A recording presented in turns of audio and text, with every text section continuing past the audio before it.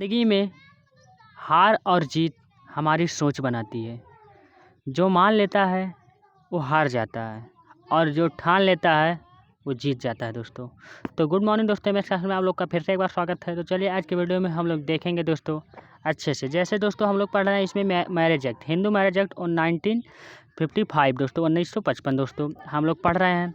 तो इसमें हम लोग पढ़ेंगे दोस्तों, जैसे कि मैं आपको धारा 4 तक, सेक्शन 4 तक मैं आपको पढ़ा चुका हूँ। अध्याय फर्स्ट दोस्तों प्रारंभिक दोस्तों मैं आपको पढ़ा चुका हूँ। अब हम लोग पढ़ेंगे दोस्तों हिंदू विवाह, क्या है हिंदू मैरिज, इसके बारे में कैसे क्या होता है। तो इसमें दोस्तों हम लोग पढ़ेंगे धारा 5 से लेकर के 8 तक। ये अध्याय सेकंड है दोस्तों। धारा 5 से लेकर के 8 तक हम लोग पढ़ेंगे और सही से जानेंगे, अच्छे से जानेंगे, एकदम फुल कॉन्सेप्ट के साथ डिटेल जानेंगे। आपको सही से बताऊंगा दोस्तों, जहाँ तक है मैं आपको भरपूर कोशिश करूंगा कि आपको समझ में आ जाए। बाकी तो दोस्तों आपका काम है समझना या पढ़ना। दोस्तों आप लोग कैसे पढ़ रहे हैं, कैसे इसके साथ बिहेवियर कर रहे हैं, तो आपके व्यवहार पे डिपेंड करता है, आपके जो है नॉलेज पे डिपेंड करता है कि आप कैसे पढ़ रहे हैं, किस तरीके से पढ़ रहे हैं। तो दोस्तों मेरे बताए हुए तरीके पे आप पढ़ेंगे तो आपको 100% दोस्तों कोई दिक्कत, कोई प्रॉब्लम नहीं होगी। तो दोस्तों नोट डाउन जरूर करिएगा, जैसे कि आप कॉपी और पेन लेकर के ज़रूर बैठिएगा। एक आप लोग जो है उसको नोट करते रहिए, क्योंकि नोट करने से फिर इसके बाद एक बार रिवाइज कर लेंगे आप तो 100% आपको श्योर है याद ही हो जाएगा, कोई दिक्कत कोई प्रॉब्लम नहीं होगी। तो दोस्तों ये वीडियो सबके लिए है, जबकि सबको जानकारी जरूर, लेकिन जो है मेन जो पार्ट है इससे LLB BA-LLB मतलब जैसे जो भी मतलब जो है जुडिशियल रिलेटिव जो है तैयारी प्रिपरेशन कर रहे हैं, PCSJ हुआ, ADCA DGA, ये सब जो हुआ उन लोगों के लिए भी ये मोस्ट इम्पॉर्टेंट है। बाकी जो है कॉन्सेप्ट के लिए तो जानना तो सबके लिए इम्पोर्टेंट है, सबको जानना चाहिए। हिंदू मैरिज जो भी हिंदू है सबको जानना चाहिए कैसे क्या होता है, कैसे नहीं क्या होता है, तो इसके बारे में हम बताएंगे आपको। तो वीडियो में लास्ट तक बने रहेगा, अंत तक देखिएगा, बढ़िया से देखिएगा, तभी आपको समझ में आने वाला है दोस्तों। अगर वीडियो अच्छा लगेगा तो लाइक एंड शेयर करना बिल्कुल मत भूलें दोस्तों, क्योंकि 1 सेकंड आप लोग टाइम निकाल सकते हैं। बाकी कोई वो नहीं, इशू नहीं, आपको जोर ज़बरदस्ती नहीं है कि लाइक करिए जो है इसको करिए, लेकिन जो है वीडियो पर जो लोग नए होंगे वो सब्सक्राइब जरूर करेंगे, क्योंकि बढ़िया कॉन्टेंट पाने के लिए दोस्तों आपको नोटिफिकेशन चला जाएगा और बेल आइकन को ज़रूर दबा दीजिएगा। ये है दोस्तों, बस आपको कुछ नहीं करना, बाकी ध्यान से आपको पढ़ना है। तो चलिए अब हम लोग देखते हैं धारा 5 को, सेक्शन 5 को देखते हैं हम लोग। हिंदू विवाह के लिए शर्तें दोस्तों, हिंदू विवाह के लिए शर्तें क्या होते हैं क्या नहीं होते हैं, इसको बढ़िया से हम लोग जानेंगे, एकदम बढ़िया से फुल कॉन्सेप्ट के साथ मैं आपको सही से बताऊँगा, एकदम बढ़िया से। ऐसा कहीं आप लोग को नहीं मिलेगा दोस्तों। चलिए देखते हैं अब। जिसे कहा गया, दो हिंदुओं के बीच विवाह अनुस्थापित किया जा सकेगा यदि निम्नलिखित शर्तें पूरी हो जाएं तो। अर्थात जैसे कि दोस्तों अगर दोनों पक्ष के लोग होते हैं, विवाह होती है जब दोनों पक्ष राजी होते हैं, हर एक शर्त मतलब मंजूर हो जाती है, मुझे इतना दहेज चाहिए, मुझे ये चाहिए, ये ऐसा है, ये सब कुछ दोस्तों कुंडली मिला करके तब शादी होती है हिंदू पक्ष में। तो वो सब मिल जाए तो आपका जो है हिंदू विवाह अनुस्थापित हो जाता है, मतलब जो है संकल्प, मतलब उसको सही तरीके से किया जाता है। बाकी ये सब नहीं मिलता है तो जान रहे हैं आप लोग, कोई कुछ कहना नहीं है। बाकी जो लोग हिंदू रिलेटिव से होंगे तो लोग आप लोग तो जान ही रहे होंगे शादी कैसे होती कैसे नहीं होती। इसमें फर्स्ट पॉइंट इसमें दिया है, विवाह के समय दोनों पक्षकारों में से ना तो वर की कोई जीवित पत्नी हो और ना वधू का कोई जीवित पति हो दोस्तों, ये होना जरूरी है दोस्तों। कहा गया फर्स्ट पॉइंट में, विवाह के समय दोनों पक्षकारों में ना तो वर के पास, मतलब जैसे दूल्हा के पास, ना तो जो है उसके पास जीवित पत्नी हो, मतलब इस तरह पहले से शादी ना किया हो। और बाकी जो है वर जो है वधू के पास, जैसे मतलब पत्नी के पास, मतलब जो है उनके जो है एक्स्ट्रा पति ना हो दोस्तों, वो पहले से शादी ना की हो। ये आपका पहला कंडीशन है दोस्तों, पहली शर्त है। तो ये होना बहुत ज़रूरी है। दोनों अनमैरिड हो, दोनों क्या है एकदम सिंपल भाषा में, दोनों अनमैरिड हो, विदाउट शादी के हैं हो, तभी आपकी शादी हो सकती है। पहला शर्त ये है। अब दूसरा हम कंडीशन देख लेते हैं। कहा गया दूसरा कंडीशन, विवाह के समय दोनों पक्षकारों में से कोई पक्षकार देखिए, ये पॉइंट है दूसरा। इसमें का नंबर दिया है, चित्त विकृति के परिणाम स्वरूप विधिमान संपत्ति देने में असमर्थ ना हो दोस्तों। जैसे कि जो भी संपत्ति माना जाए, जो भी धर्म माना जाए कि इतना हमको चाहिए, ये दहेज ये वो चाहिए, तो दोनों की सहमत होना चाहिए, देने वाले की भी और लेने वाले की भी, दोनों की सहमत होना चाहिए, तभी ये विवाह संपन्न है, एकदम सही तरीके से है। नहीं तो दोस्तों एक लोग मान रहे हैं एक लोग नहीं मान रहे हैं तो दिक्कत होती है, तो विवाह क्या होता है वहीं से कैंसिल हो जाता है, विवाह जो है नहीं होता है। बीच बीच में भी ऐसे बहुत से कंडीशन, बहुत से केसेस आई हैं कि जो है शादी होने के टाइम भी दहेज का मान किया जाता है। आजकल देख रहे हैं दहेज प्रथा, मतलब दहेज के लिए बहुत इंपॉर्टेंट है।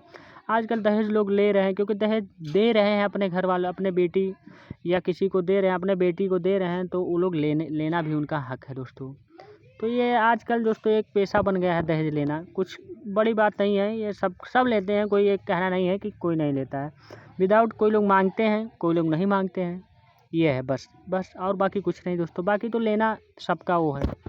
चलिए देखते हैं अब इसमें खा नंबर दिया, विद्यमान संपत्ति देने में समर्थ होने पर भी इस प्रकार के या इस हद तक मानसिक विकार से पीड़ित ना रहा हो कि वह विवाह और संतानोत्पत्ति के लिए अयोग्य हो। या तो जैसे इसमें कहा गया कि अगर वो दहेज दे भी रहा है तो वो पीड़ित ना हो, मतलब कि वो ऐसा ना हो मन में, क्योंकि उसके जो है उसके मन में ऐसा ना विचार उठे कि जो है मैं अब दहेज दे रहा हूँ यार, इतना दहेज ऐसा वैसा, मतलब फालतू की चीज़ें ना सोचे दोस्तों। वो पूरी तरह से संतुष्ट हो तभी विवाह बढ़िया माना जाएगा। ये है आपका तीसरा, इसमें खा नंबर है दूसरे कंडीशन में। तीसरा नंबर है इसमें गा है। देखिए गा कह रहा है उसे उन्मत्तता का बार बार दौड़ाना पड़ता हो दोस्तों। उसे उन्मत्तता का बार बार दौड़ाना पड़ता, मतलब उसको सोचना या कुछ करना जो है उसको बार बार दौड़ा, वही चीज़ ना समझे, वही चीज़ ना पड़ता हो। बाकी देखिए इसमें तीसरा नंबर है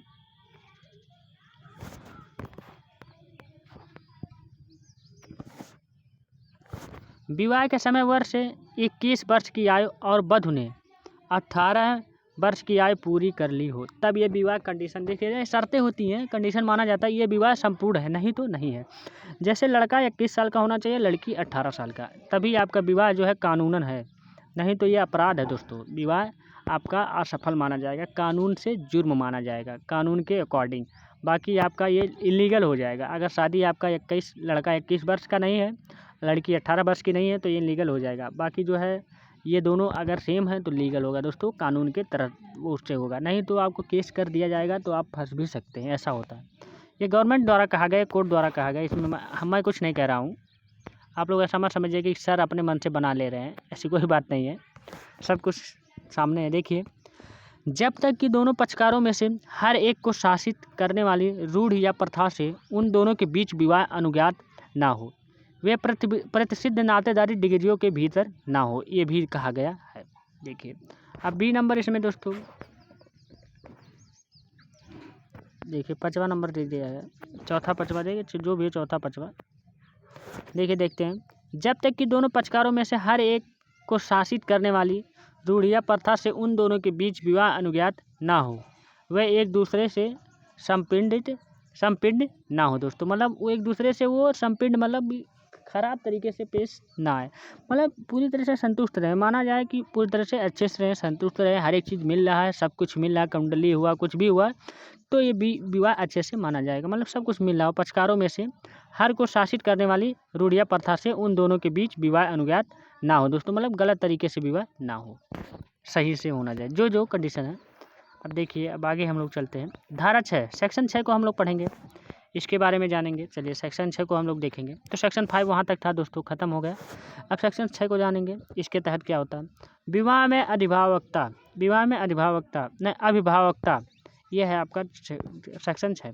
इसमें कहा गया बाल विवाह अवरोध संशोधन अधिनियम 1978 1978 का 2 की धारा 6 और अनुसूची द्वारा 1/10/1978 से निरसित है दोस्तों। मतलब ये माना ही नहीं जाता, मतलब इसके निरसित है, मतलब कल्याण के वह है, बाहर है दोस्तों। ये कहा गया है। संशोधन हुआ था 1978 में, यही आपका बताया गया बाल विवाह के लेकर के। अब देखिए धारा 6 को हम लोग देख लेते हैं। अब लोग धारा 5 को पढ़ चुके हैं, अब 6 को हम देखेंगे। नहीं धारा क्या है 6 को देखें हम लोग, 7 को देखेंगे। अब धारा सॉरी दोस्तों, अब धारा 7 को हम लोग देखेंगे।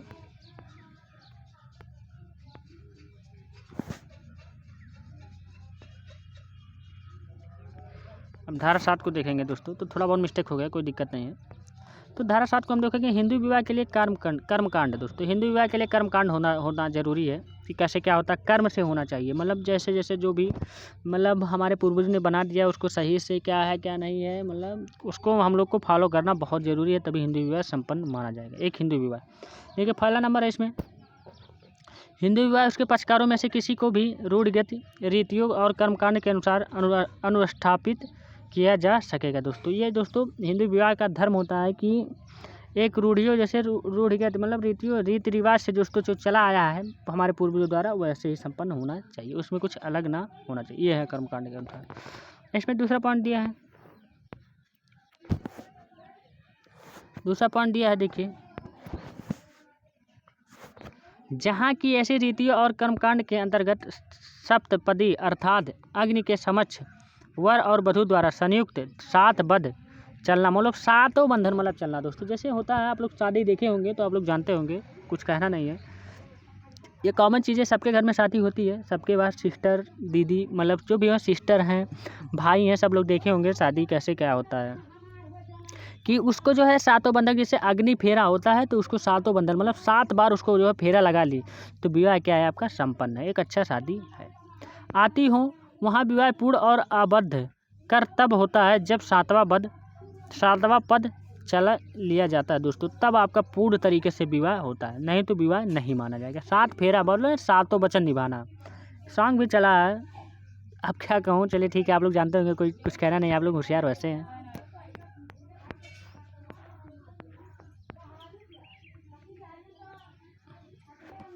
अब हम लोग बोलो, चलिए दोस्तों हम लोग अब देखेंगे धारा 8 को, मतलब सेक्शन 8 को देखेंगे। जैसे हिंदू विवाह का रजिस्ट्रीकरण, कैसा रजिस्ट्रीकरण मतलब ये द्वारा कोर्ट द्वारा कैसे होता है ये शादी, अब इसके बारे में हम लोग आपको बताएंगे कैसे क्या होता है। देखिए फर्स्ट नंबर इसमें राज्य सरकार हिंदू विवाह का साबित किया जाना स्वीकार करने के लिए प्रयोजन से ऐसे नियम बना सकेगी जो यह उपबंधित करे कि ऐसे किसी विवाह के पक्षकार अपने विवाह से संबंध विशिष्टियों को इस प्रयोजन के लिए रखे गए हिंदू विवाह रजिस्टर में ऐसी रीति और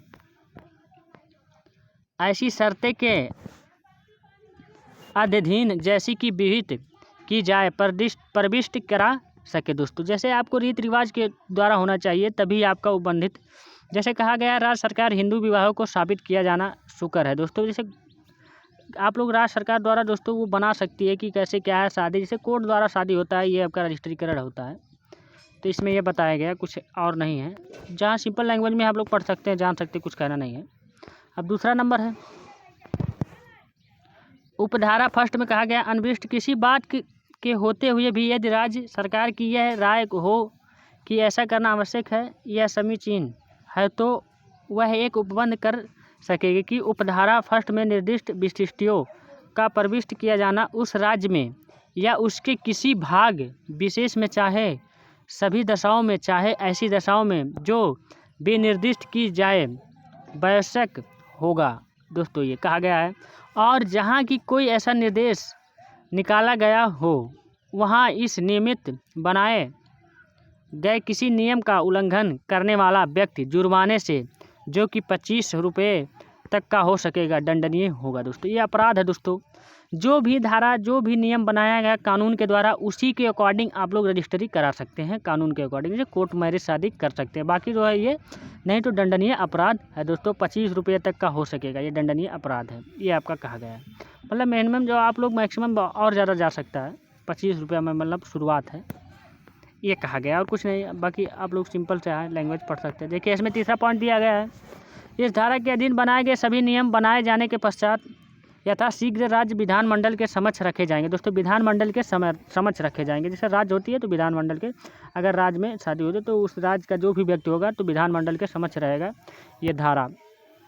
चौथा पॉइंट दिया है हिंदू विवाह रजिस्ट्री निरीक्षण के लिए सभी युक्त समय पर बुला रहेगा और अपने में अंतर्विष्ट कथनों के साक्ष्य के तौर पर ग्राह्य होगा तथा उसमें से प्रमाणित उदाहरण आवेदन करने और रजिस्ट्रार को विहित फीस का संदाय करने पर उसके द्वारा दिए जाएंगे। दोस्तों ये कहा गया है आपको रजिस्टर निरीक्षण करने के बाद उसको सब कुछ जांच करने के बाद तब आपको जो है सर्टिफिकेट दिया जाएगा, ये कहा गया है और कुछ नहीं है। बाकी लास्ट कंडीशन है दोस्तों धारा 8 का, 5 नंबर, इस धारा में अंतर्दृष्टि किसी बात को होते हुए भी ऐसी प्रविष्ट करने में हुआ लोभ किसी हिंदू विवाह की विधि मान्यता पर प्रभाव ना डालेगा। दोस्तों ये मान्यता पर दोस्तों जो भी नियम दिया गया, शर्त दिया गया, उसी के अकॉर्डिंग आप लोग करेंगे तो इसमें मान्यता का जो है कोई भी प्रभाव नहीं डालेगा। दोस्तों इसमें मान्य होगा, ये हिंदू विवाह शादी विवाह मान्य होगा। जो आपको धारा उसी के अकॉर्डिंग आपको चलना है, जो भी कानून के तहत बनाया गया उसी के अकॉर्डिंग चलना है। जो मैं आपको पहले बता चुका हूँ कि 21 साल का उम्र होना चाहिए लड़के का, 18 साल का लड़की का। ये है आपका मेन कंडीशन। बाकी जो है पहले और कम था, लेकिन जो है संशोधन हुआ 1978 में, तो ये कर दिया गया है। तो जहाँ तक होगा दोस्तों आप लोग को वीडियो अच्छा लगा होगा, आई होप है कि आप लोग को वीडियो अच्छा लगा होगा और बढ़िया से समझ में आएगा, कोई दिक्कत कोई प्रॉब्लम नहीं होगी। तो सही से